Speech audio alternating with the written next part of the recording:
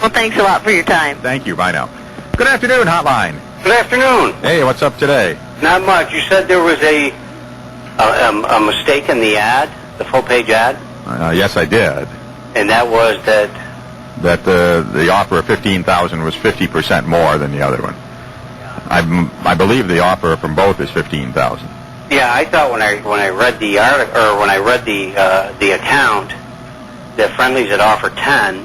Initially 10, and Mr. Fear had offered 15, so Friendly's came up to 15. Right. So the offers on the table now are currently 15 each. Right, but didn't Friendly's initially offer 10? That was their initial offer. Okay, so then at the time, wasn't Mr. Fear's 15 and theirs 10? At that particular time, yes. Up and matched it the following week. Correct. Okay, so really, how is there an inaccuracy when he's stating a fact that his offer was higher than theirs? Because I think it would lead you to believe that it's currently... Initially, okay. His offer was higher. He offered more money to the city than Friendly's did. Yeah. Well, that's fine, Steve.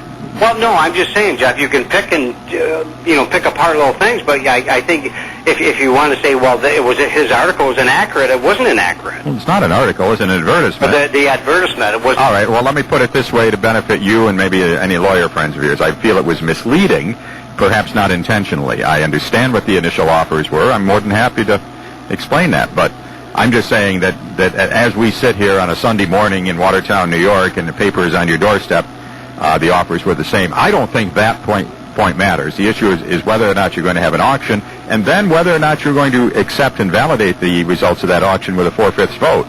There is no certainty of that. I'm sure you guys are going to do what's best for what you feel is best for the city, and I commend you for that. What I'm saying is, though, to make a comment like that, to say that his advertisement was inaccurate, because if you read the articles going in, when it initially came out, Friendly's had offered 10, he found out he came and offered 15. Right. So that is more money. That is true. That is true. But all of that happened... See, at the time, you're saying, well... No, but the mistake here, and I agree, as soon as that first offer came in, because this is, again, one of those pieces of land that no one had ever expressed an interest in. I mean, we have many parcels of land, a lot of them over Bradley Street and so on, that have gone up for auction year after year and nobody bids on them. So they just stay there. And if sometime during the year somebody comes along and expresses an interest, you usually end up in a private sale situation. And what happens is there's usually a price per square foot. And for the run-of-the-mill, 20 feet in your side yard type of sliver of land that you happen to want now, that's how that's determined. And then it goes before the city council, and then anyone who thinks that sale is improper or imprudent or whatever, or should be done through another methodology, would obviously lobby the city council, and if you can get 2 votes to vote no, then it doesn't happen. That is what Mr. Fear did in this particular case. So that process worked, and it was a 3-2 vote in favor of the sale, but not sufficient for the supermajority needed.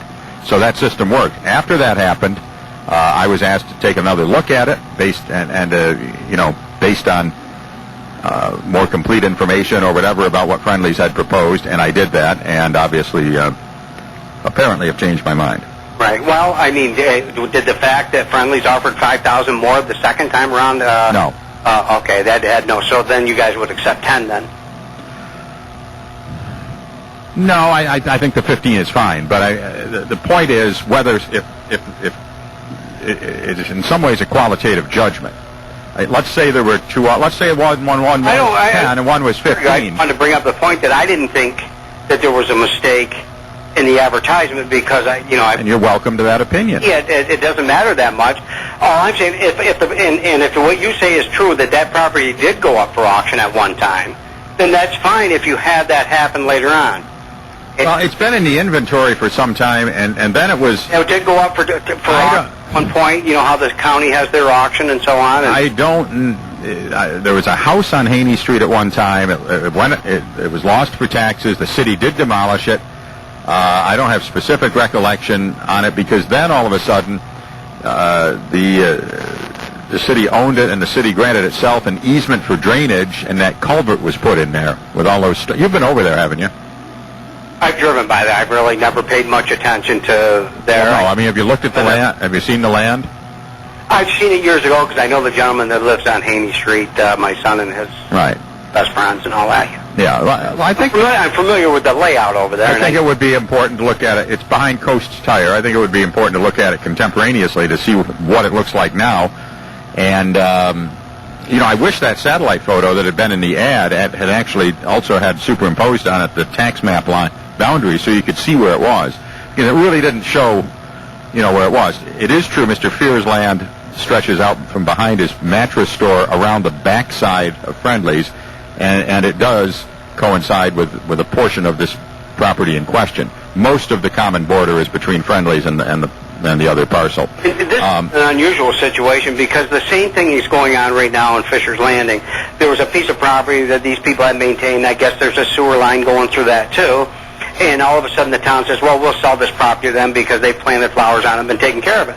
Well, when the neighbors found out, they said, no, you're not going to do that, and they raised this stink at the next meeting. This is just in the paper within the last month or so. Mm-hmm. So this is not uncommon, but that's what happens, and that's why auctions are good, because they tend to stop that, because then you've got the opportunity to bid on it had you want. Right, but the other issue is, the other value issues and judgment issues, which is that's why you have people sitting in a council or on a jury or whatever.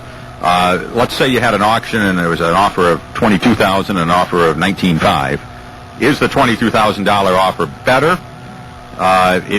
Intellectually, you can make the argument that it is, but if the other offer is to build an entirely new restaurant with significant increased employment and assessed valuation, and the end result of this process may be that owner of that restaurant may decide to relocate in the town of Watertown, that's great if your name's Duff.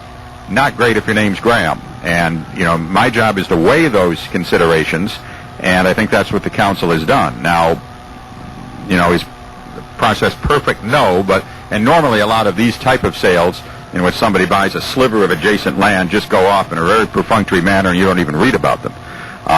This one obviously became an issue because the other individual made it an issue. And frankly, and this is not a slam against him, he had the ability to make it an issue because he is a major sponsor and has the ability to amplify his voice. So, that's fine. I mean, that's the marketplace of ideas. And well, I don't think that, again, a misnomer, because he came on the show and talked about it and it was brought out in the open. I read it in the paper or on News Junkie or something. Right. That he had wanted the land too and then made a phone call, and that's how it all... Right. Oh. And I'm not, he's a sponsor at this station. I'm not going to say anything but nice things about him, trust me.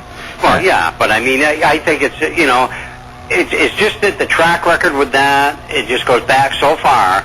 And I remember from since I was a little kid and watching some of the stuff that goes on, that it just, to me, would seem fairer to have a policy. Well, the same thing happened with that corner lot next to me. I ended up buying it because no one wanted it. And somebody else called and said he did want it and tried to buy it, and they wouldn't sell it to him. No, that's not necessarily. That's what it was. No, because he was bidding on the wrong piece of land, the wrong parcel. There was a guy who bought the other parcel on the embankment who thought he was buying the corner lot, and he bid on the wrong parcel. The point is, adjacent pieces of land a lot of times are routinely sold just to square off lots. A lot of times there's a piece of land behind a residential parcel in the middle of a block that's landlocked. Those type of things a lot of times are fairly perfunctory and so on. This particular case became an issue because someone made it an issue, and that's their right to do so. And that is the process. For those who say there's no process, the process is it requires a 4/5 vote by a publicly elected body, and therefore when it comes before that publicly elected body, interested parties can engage in debate. So there's a lot of this popular nomenclature going around saying, well, there's no process here. There is a process. You come in and make an offer, and then the publicly elected body considers that offer an open session and votes on it, and it requires a 4/5 vote. Well, I agree with you on that. And you know what? I'll tell you what I'm going to do for you, Jeff. I want you and the whole council to meet me up on State Street. I'll take you to the new Tim Hortons, and we'll all have coffee and donuts on me. Well, exactly. And I told Mr. Bonner I think his son should sell that back to another individual or something. And I don't think that particular ownership is in the public interest, and that's why I voted against it. I voted against that laundromat deal on on Welta Avenue a few years ago, even though all the attorneys said, oh, yeah, that's the way to do it. And I said, no, this isn't right. And it turns out the courts validated my position on it. So not every situation's the same, but I think you've got to be willing at times to make the best judgment you can under the circumstances. There you go. Okay. You have a good day. Thank you. Bye now. Good afternoon, Hotline. Hi, Mayor. How you